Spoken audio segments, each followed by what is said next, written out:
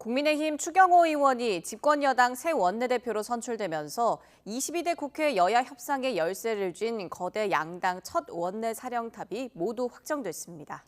특검법과 차기 원 구성 등 각종 난제가 산적한 만큼 22대 국회에서의 여야 협치 역시 험로가 예상된다는 관측이 우세합니다. 박광렬 기자가 보도합니다.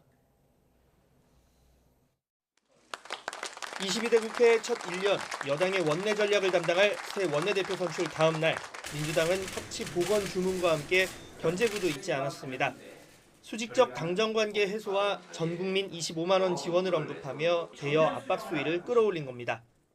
대통령실 눈치 보는 원내대표가 아니라 국민 눈치 보는 원내대표가 되기를 기대합니다. 민생회복지원금, 추경, 편성에도 호우라고 대답해 주시기를. 신임 원내사령탑들의 첫 시험대로는 야당 강행 처리에 이어 대통령 거부권 행사 가능성이 큰 최상병 특검법 재표결이 꼽힙니다. 총선 민심을 연일 강조하며 21대 국회 내 특검법 처리를 벼르는 민주당. 초선 당선인을 중심으로 수용 촉구, 천막 농성회까지 돌입했습니다. 차기 국회에서 김건희 여사 특검법 재발의는 물론 한동훈 특검법까지 예고한 만큼 여야 기싸움의 전초전이란 분석도 적지 않습니다. 여당은 이탈표 단속이 최대의 과제로 떠올랐는데 50명이 넘는 낙선, 낙천자와 함께 공개적으로 특검 찬성 의사를 밝힌 의원들이 그 대상입니다. 여야 합의된 안으로 통과되면 그게 제일 바람직한 거 아니겠습니까? 그게 아니라면 결국은 헌법기관으로 각자의 소신대로 행동할 수밖에 없다고 생각합니다. 22대 국회 원구성 역시 민감한 사안입니다. 민주당은 입법 공세와 정권 견제, 두 마리 토끼를 모두 잡겠다며 일찌감치 법사위와 운영위 위원장직 확보 의지를 표명했습니다. 이에 국민의힘은 법안 단독 처리가 가능한 민주당이 사실상 법안 심사권을 가진 법사위까지 차지한다면 입법 폭주 제어 수단이 없다며 치열한 여론전을 예고했습니다.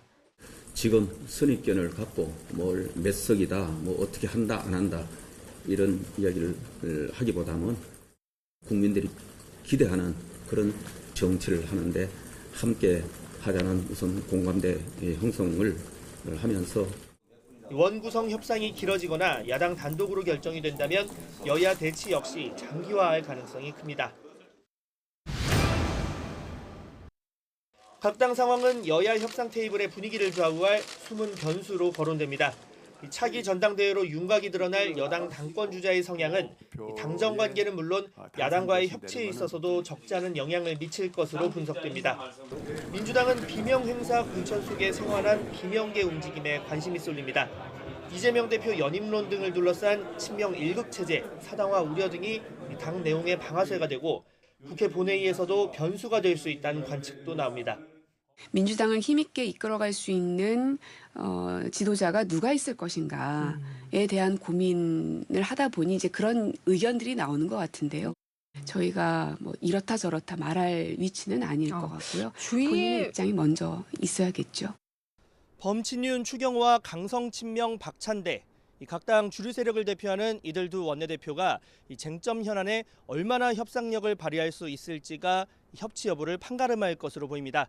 2026년 지방선거까지 전국 단위 선거가 2년 넘게 남았다는 점도 변수로 꼽힙니다. YTN 박광렬입니다.